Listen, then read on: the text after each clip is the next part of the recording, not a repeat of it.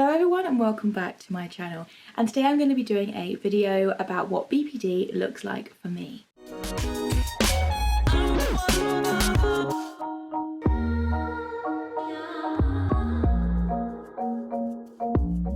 So in this video I'm going to be talking about just BPD. I'm going to be showing you a few things that happen during the day that basically just are symptoms of BPD and how it affects me and my life in general. So hopefully this will be not just a day, it will be like kind of a few days, because I don't have every single symptom of BPD every single day. So yeah, I thought I would kind of just get started with that. So the first thing I need to do every single morning is take my medication. So I take sertraline. Not everyone for BPD is on medication. It has actually been said that BPD doesn't respond to medication, but that medication can be used to treat some of the symptoms of BPD. And so I suffer a lot with low mood and depression, so that is what sertraline is for. And yeah, I'm going to be going ahead and taking that now.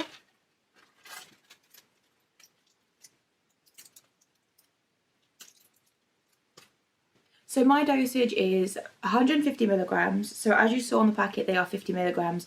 Therefore, I need to take 3. I could have got a 100 and a 50 and taken 2 tablets instead. But during the pandemic, they had a shortage of the 100 milligrams.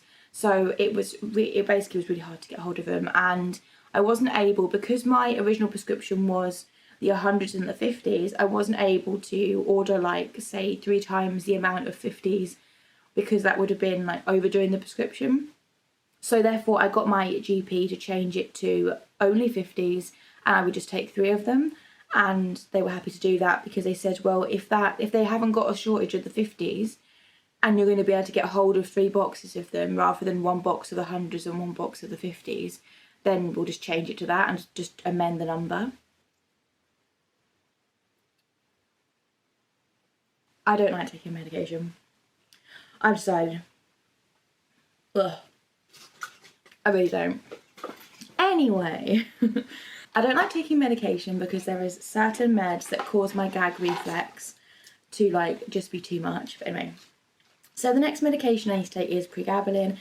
I take quite a high dosage of this, and this isn't just for my mental health, it is also for my back pain. But originally this medication was started as a form of helping my anxiety and just my everything in general. So that's what I mean by BPD can't be treated by medication alone. There isn't a specific medication that will treat BPD, but you can get medications that will help treat some of the symptoms. And that's why when people say BPD is really hard to live with, it has actually been known as the untreatable condition, and that is because there is no sole medication that is going to treat BPD.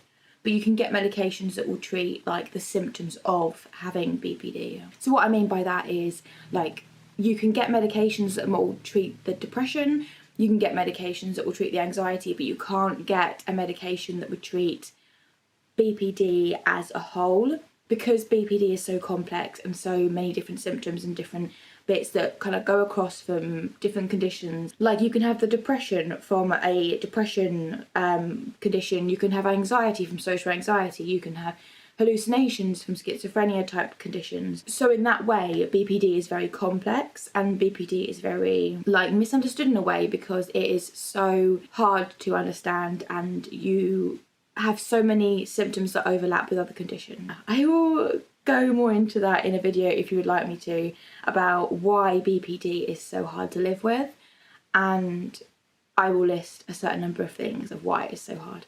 But yeah, for now I'm going to just continue with this video.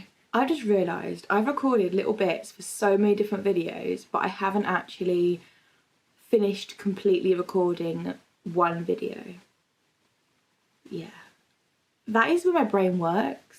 So I'm also going to be starting a podcast, hopefully very soon, and I'll be looking for people who can join in with the podcast, because I think just having me on the podcast would be very, very boring, and there wouldn't be a lot to say, especially when I have a YouTube channel, and it's better when you have more than one person, I think, on the podcast.